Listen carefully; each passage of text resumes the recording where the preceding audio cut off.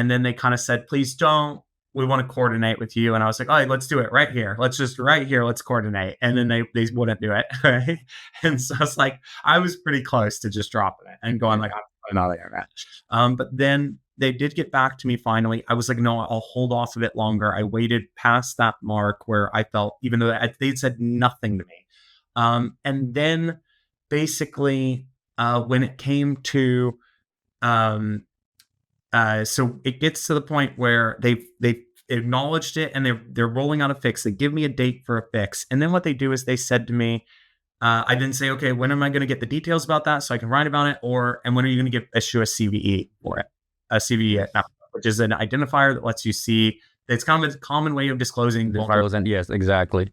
And they turned to me and said, no, we won't do it because, and in this case, they said, because it's a cloud vulnerability and we don't do any cloud vulnerabilities. Now, this is not Microsoft's policy. Microsoft does issue CVEs for cloud vulnerabilities, but they wrote to me and said, we do not. And then I had to write to them and link them to their own policy, at which point they say the line you said, which was, I'm sorry if you don't have or maybe it was like, I'm sorry you didn't understand our processes and so you don't understand our process, you don't have full understanding of our. I was like, just say sorry. Yeah, exactly. That's it, Zach. I want to call out something and maybe you can talk about it. I want us to talk about why the CVE mattered, right? And pretty much like, as far as like the process of CVE is concerned itself, like why do they think this didn't deserve that?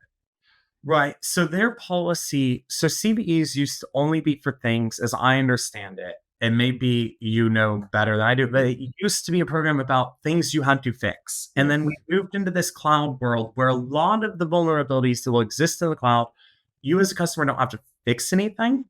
But the guidance, the rules from the CVE, like on CVEs for the people who issue them, the CNAs, say that you should issue a CVE either if it requires a fix from someone or if it requires a risk assessment from another party. So meaning someone else might have to do a risk assessment. And what Microsoft has done is they've said, okay, we'll only say that's true if it's a critical vulnerability. And then they've defined critical as including like basically as to remote code execution. You have to be able to take over and, do some sort of evil thing on someone.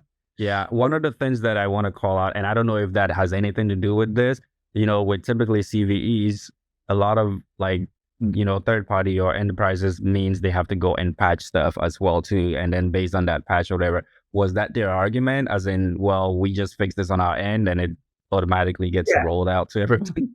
So it's like basically saying we fixed it. And then because we don't put it in that critical category, we don't need to do it. And then I said, okay, fine. It hurt me because I wanted the CVE because now I'm a cool security guy. So it would have been awesome to have like this. Yeah, I could point absolutely.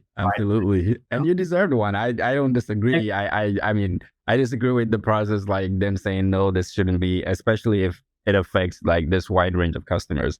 Right. But then even still, they then said to me, I then asked like, okay, well, cool. That's fine. I can accept it. How are you going to go about getting this information to people? Because I think it's very clear that there are companies out there that need to do an assessment now. I mean, you could imagine a company might be in a literal lawsuit with an employee who took data, and they might be like, how did he get these things? It's not in our audit log. They clearly need to know this, okay?